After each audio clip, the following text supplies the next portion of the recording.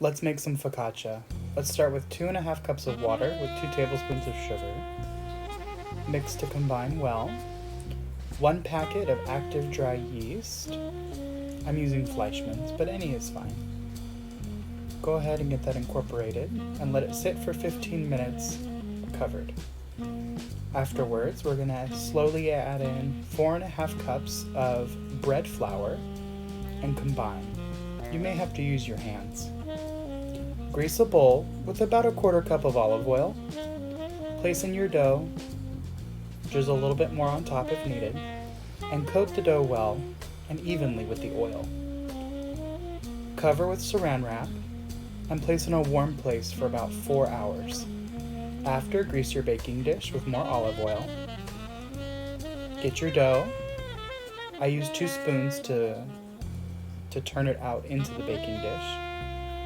Go ahead and flatten out, kind of push it, and get it to spread evenly. Cover and let rise 1 more hour. Now you're going to use your fingers to dimple the dough as much as you would like.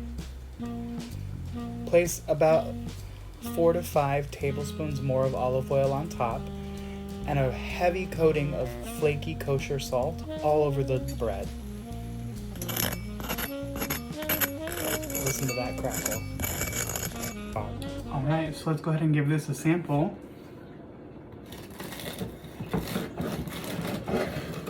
Nice and crispy.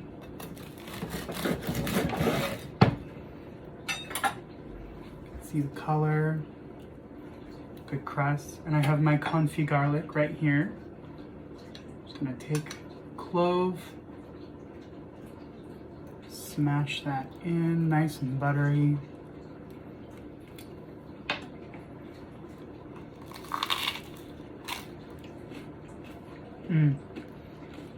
Delicious. 10 out of 10, would recommend.